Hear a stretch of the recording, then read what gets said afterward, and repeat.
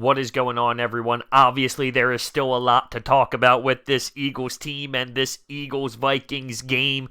But there's breaking news. Breaking news to start this. Zach Brown has been cut by the Philadelphia Eagles. And I'm going to be honest with you, I don't love this move. Now, I'm not here to tell you that Zach Brown has been spectacular. I'm not here to tell you that he has been a game-changing linebacker for this football squad. Because, yeah, he's been a little bit underwhelming. He hasn't done anything to really stand out. And he hasn't been great. But with Nigel Bradham out, you now are lacking depth. And if Camus Grugier-Hill gets hurt, or if Gary gets hurt, you're now relying on TJ Edwards, an undrafted rookie out of Wisconsin, and Riley, who you got in a late trade for essentially nothing whatsoever. I mean, it doesn't make sense to lose a body, a serviceable body, if something was to happen. Now, he obviously threw out comments to Kirk Cousins, and then Kirk Cousins demolished the Eagles and said nothing about it post-game. I get that. That's not the type of culture we have here with the Eagles, but this to me seemed like a very reactionary move because they're disappointed that someone called out Kirk Cousins. Yeah, you're right. Zach Brown probably doesn't have the greatest... What's the word I'm looking for here? He probably doesn't have the greatest background in terms of being this fantastic teammate and this rah-rah guy, all right?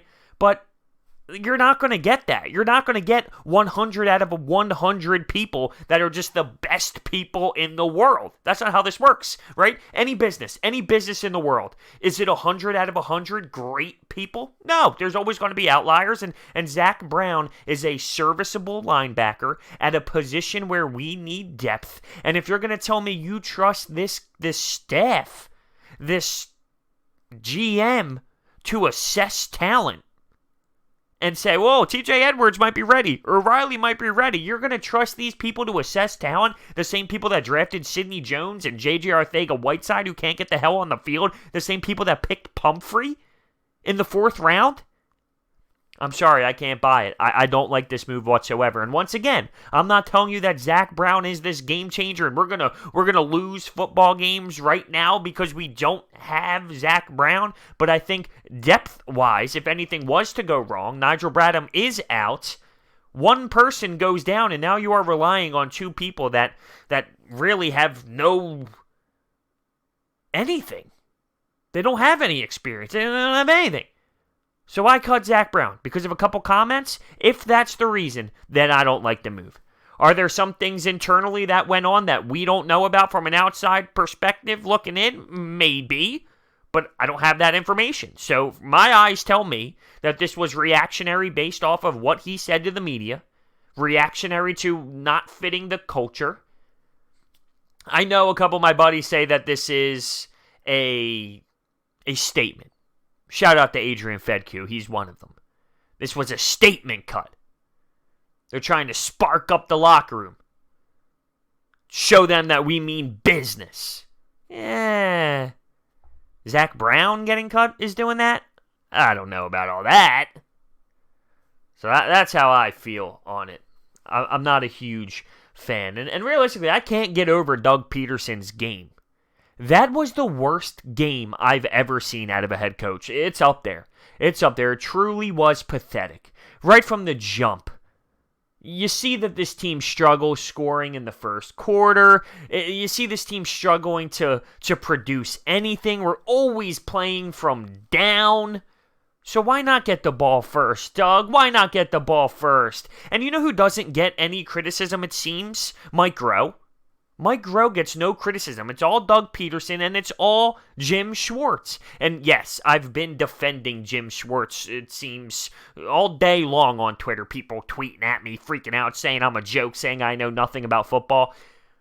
I've been on the record for years yelling about Jim Schwartz making adjustments, and yes, I do think that Jim Schwartz has flaws in his game plan. Absolutely. I mean, come on. I see the game. My point that I tried to make after yesterday's performance was no scheme in the world is fixing zero talent. There's not a scheme that fixes no talent. We don't have talent. People want to scream for that safety help over the top. Well, we did have that on certain plays. They were supposed to be there at least. Rodney McLeod missed the coverage. Malcolm Jenkins, our leader, missed coverage. While you are right, there should be safety help over the top. But then this is my point. Then that opens up things over the middle, and that opens up the run game. And then when Dalvin Cook has 250 yards, you say, why can't we stop the run? Well, that's because you're taking things from in the middle there, and you're putting it over the top. We don't have talent. That is the big picture here. We don't have talent. You're screaming about the scheme. You're screaming about this. We don't have talent. That's the problem. You watching right now, you are playing cornerback, and you're telling me Jim Schwartz needs to make sure that you don't get beat? There's only so much you can do. Yes, do the corners need help? Sure.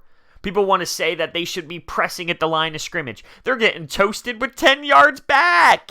What's going to happen if you're playing at the line of scrimmage? They're not good enough. They're not good enough. All right, enough of the Jim Schwartz thing. All right, we're moving past that. How about Malcolm Jenkins calling out Sidney Jones? That's right. After the game, Malcolm Jenkins called out Sidney Jones. You know, this game is not for suckers. If you're not confident on the outside, then we can't use you. I mean, he's literally, your leader back there is calling out your second-round draft pick who cannot play the sport of football.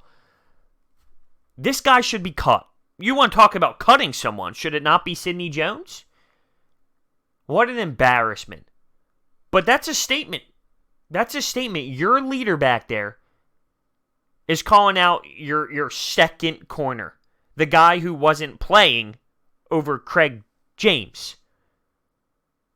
The guy has no confidence. He got beat on a double move within, 10 yards of the end zone? That can't happen. I mean, are you serious? That's almost impossible to do. There's no room to even get beat, but somehow Sidney Jones finds a way to get beat on that. A double move. Jalen Mills in his prime wouldn't even get beat on that double move. Seriously, where's the room to get torched on that play? He's got no confidence, and he's got no footwork. Blame it on the Achilles, whatever. It's not working. And it says a lot that Malcolm Jenkins is calling him out. The drops, once again, a problem. And you're looking at guys like Zach Ertz. Zach Ertz dropping the football. I know Alshon had one, but I didn't think Alshon had a bad game. We have no weapons, right? Everyone looks at that, and we can all agree that we have no weapons. Mac Hollins, 109 snaps in the last 3 games. 13 yards on 5 catches. Ooh, is that bad? How about this one? This one's the craziest. The longest plays in the last 4 games, okay? 45 yards, Sanders. 40 yards, Sanders. 36 yards, Sanders. 33 yards, Sanders. 32 yards, Sanders. Oh, how? I talked about how Sidney Jones getting beat like that in the red zone is almost impossible in the double move. That is almost impossible. What is this team's identity? We're just lost. And speaking of lost, Dallas lost. And all these Eagles fans are so happy on Twitter. They're so happy. Oh, Dallas lost. They lost to the Jets. I get it, right? That's exciting. We're in the mix. We have a big game next week in Dallas, which is a fight for the division. We have a problem with our own team. That is way more important than Dallas losing 3 in a row. We have our own struggles. We have our own problems, and we need to fix them. Doug Pederson and Mike Groh have to do a better job on getting this offense going early.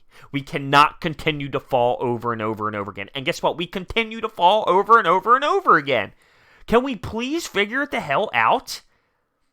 How does Doug Pederson go from the Green Bay game, where we thought he called a game that was perfect, to this? This has no words to it.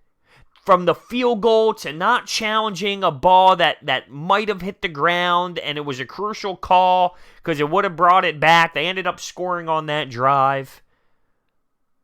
The explanation that he gave today in the press conference about why he went for that fake field goal, he got the look that he wanted. But it makes no sense. With the time on the clock, if you didn't score a touchdown there wasn't enough time to really do anything. He claims he got 2 free shots at the end zone because the play would have got our receiver out of bounds. I'm sorry, what? No way in hell. No way in hell, Doug. Come on.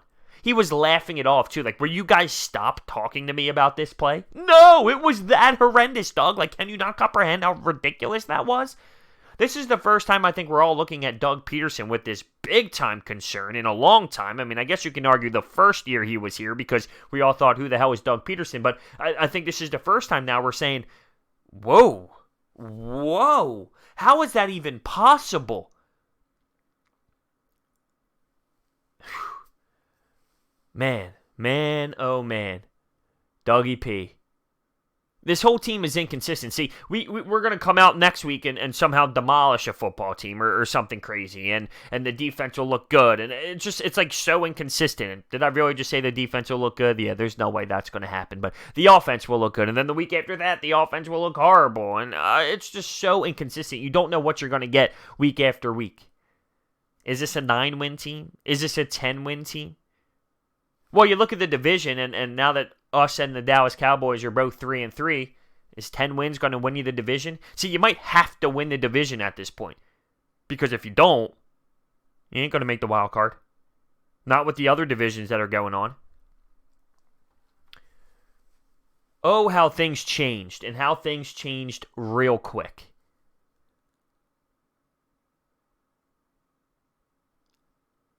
I am sitting here almost really lost for words as I went quiet for a couple seconds, and I'm just trying to comprehend how that actually happened. We lost the identity of the football team. Going back to Carson Wentz, which I talked about in the post-game show, my instant reaction, he had a good game. I'll give it that. He had a good game. It wasn't a great game. It wasn't a bad game. He had a good game. He made some plays. He held this team in there.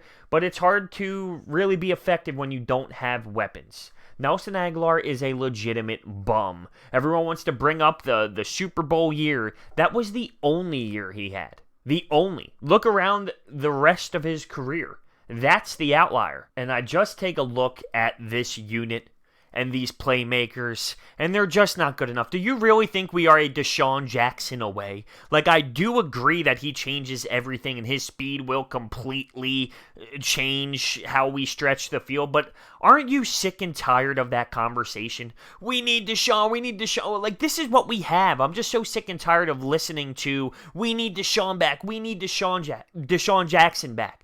That really, I mean, that changes this offense to the insane degree where we don't even look like we have flow to our offense. Just one guy, like no one else can step up whatsoever. We can't game plan better. Like I saw it work in Green Bay. We won a football game in Lambeau Field, and like I said, Doug Pederson had a great play calling game. So I've seen this team work without Deshaun Jackson. So to freak out and say that that's what we need to change everything. Like, no, I think that we can still be effective with this unit somehow, but we gotta put it together. I'm sick and tired of hearing the Deshaun Jackson thing. I really am.